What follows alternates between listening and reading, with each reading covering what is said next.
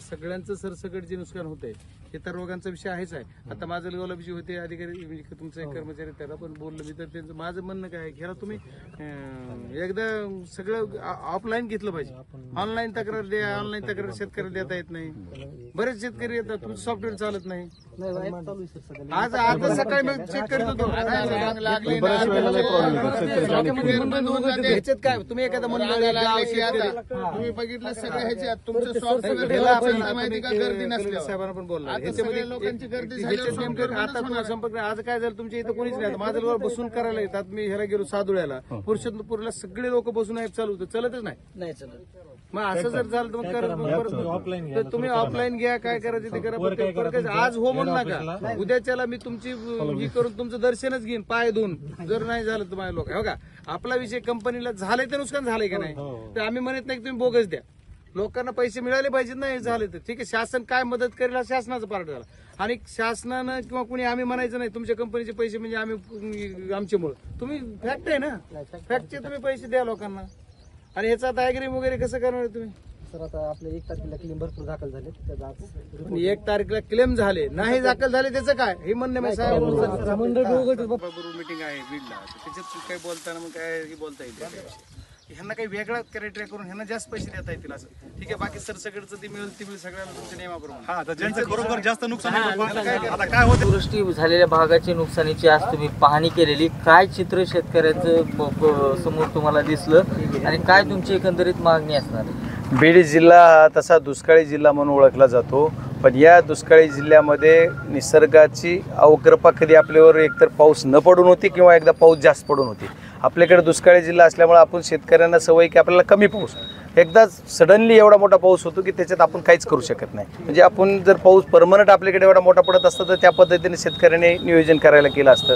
हा एक आहे. म्हणजे आपल्या बीड जिल्ह्यावर आलेलं हे संकट आहे, नैसर्गिक संकट आहे. या संकटाला तोंड देण्याने सर्वांनी एकत्रितरित्या येऊन त्याच्यावर निसर्गाच्या या संकटाला तोंड दिलं पाहिजे. पण या नैसर्गिक आपत्तीमध्ये माझा शेतकरी बीड जिल्ह्यातला खूप हवालदिल झालेला आहे. यांच्या खूप वाईट परिस्थिती की आज कुणाचे जी एवढं विषय की सोयाबीन आज काढायला आलेले आहेत त्या सोयाबीनचं फार सेन होऊन गेलेलं आहे, ज्याच्यामुळे एवढी वाईट परिस्थिती या सोयाबीनचं पीक आता गेलेलं आहे. मी आज विमा कंपनीचे लोक असतील किंवा आणखी तहसील ऑफिसचे असतील, कलेक्टर ऑफिसच्या सर्वांना, कृषी विभागाच्या सर्वांना कॉमनली सूचना दिल्यात की तुम्ही जी तुमची अट आहे पाणी पंचनामा तुम्ही ऑनलाईन करा. त्यांचं ॲपच चालत नाही, नेट चालत नाही. आता बघितलं ट्रायल करून सुद्धा चालत नाही. मग चालत नाही तर तुम्ही ऑफलाईन सगळेजण करा आणि ऑफलाईन आमच्या लोकांना ही तुम्ही माहिती द्या आणि विमा कंपनी सुद्धा ॲग्री करा असं त्यांना लिखित ते हो म्हणलेत. आम्ही तसं करूयात.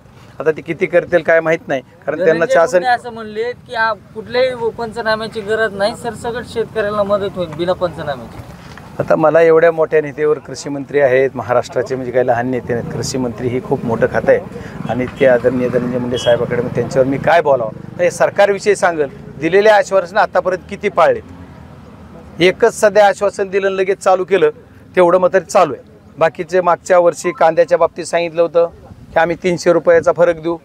विधान भवनामध्ये शब्द दिला होता, एकदा नाही दोनदा मुख्यमंत्र्यांनी, तो मुख्यमंत्र्यांनी पाळला नाही. आता हे कृषी मंत्र्यांनी दिलेल्यावर मी कशाला पुढचं बोलू, लय खाली आला विषय. आता तिकडे मुख्यमंत्र्यांनी दिलं नाही तितकंच ठीक आहे. म्हणजे ही सरकार काय करणार आहे तर दिलेला शब्द कुठला पाळणार नाही असं आम्हाला वाटतंय.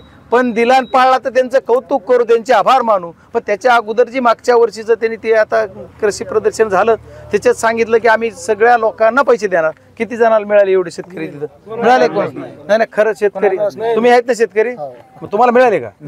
बघा तुम्ही सगळेजण. मग आता जर हे असं आहे तर मग आता काय बटन दाबतेत, काय ग्रीन करतेत, काय रेड करतेत, बटनच दाबायचे त्यांना पाहिजे फक्त, बाकी काही नाही. त्याच्यामुळे मला त्यांच्यावर टीका टिप्पणी कशाला करू. दिले तर त्यांचा सत्कार पहिला बजरंग सोनवणे खासदार करणार. तुम्ही दिले बघा ते कुठं जिथं भेटतील तिथं जाऊन त्यांचा सत्कार करा. त्यांनी नाही घेतला तरी करणार, कारण माझ्या शेतकऱ्यांना त्यांनी सरसकट पैसे द्यावेत ही सगळं आमचीही मागणी. आणि माझं म्हणणं आहे की सरसकट पैसे दिलेच पाहिजेत. पण त्याच्या उलट एक आपल्या माध्यमातून मी त्यांना एक विनंती करू इच्छितो की काही निम्या अर्ध्या भागामध्ये पाऊस आता 61 मंडळामध्ये अतिवृष्टी झाली, पण त्याच्यातल्या सुद्धा 10-20 मंडळातला 1-2 गाव असे आहेत की तिथं तर पिकं पार गेलेतच. सगळ्या 61 मंडळातले गेलेत, बाहेरच्या वेगळ्या मंडळातले गेलेत. पण ह्या याच्यात सुद्धा अर्ध्या भागात असं आहे की आज सुद्धा 2-2 फूट 3-3 फूट पाणी आहे. म्हणजे ही पाणी आता तुम्हाला पाणीच आटत नाही का, तर शेताला चौगुण बांध आहे. बांधातून पाणी वरी आलंय आणि बांध चौकून असल्यामुळे ते पाणी बाहेर निघत नाही. मग आता किती बाहेर काढायचं म्हणलं तरी पुढं नदी पूर वाहती गोदावरी, तिथंही कमी होत नाही. मग हे पाणी जर नाही झालं तर आणखी आत्ता पाऊस नाही पडला तरी 2 महिने वापसा होत नाही. 2 महिन्यावर पीक काय घेणार? म्हणजे आता आणखी पाऊस पडलाच पाहिजे, पडणारच. तसा विचार केला तर पाऊस पडल्याच्या नंतर आणखी मग त्या शेतकऱ्याला, या निम्या अर्ध्या लोकांना तर माझं असं म्हणणं आहे की काहीतरी वेगळं आर्थिकचं अनुदान द्या. सरसकट त्या सगळ्यांना ज्याचं नुकसान झालं त्याला दिलंच पाहिजे, पण याच्यासाठी वेगळं द्या. आणि कंपनीवर प्रेशर असं द्या, विमा कंपनीवर. खरंच तुम्हाला सरकारला आमचं काळजी घ्यायची तर विमा कंपनीचे पैसे आमच्या जिल्ह्यात मिळाले पाहिजेत. आणि यावर्षी मिळायसाठी आम्ही प्रयत्न करू, काहीही करू. विमा कंपनीला कुलूप लावू, त्यांच्या दारात त्यांच्या पाया पडू, पण माझ्या शेतकऱ्यांना यावर्षी विम्याचे पैसे मिळालेच पाहिजेत. आणि मिळण्यासाठी खासदार म्हणून माझी जिम्मेदारी आहे, ती मी पार पाडणार. सरकार म्हणून आम्हाला मदत करतील, अन्यथा नाही करतील, पण विमा कंपनीचे पैसे बीड जिल्ह्यातल्या शेतकऱ्याला मिळालेच पाहिजेत. याच्यासाठी मी प्रयत्न करणार आणि ती मिळवून देऊ. खूप खूप धन्यवाद. महाराष्ट्रातील ताज्या बातम्यांसाठी बघत रहा टाइम्स टुडे टीव्ही. सोबतच शेअर करा, सबस्क्राईब करा आणि बेल आयकॉन प्रेस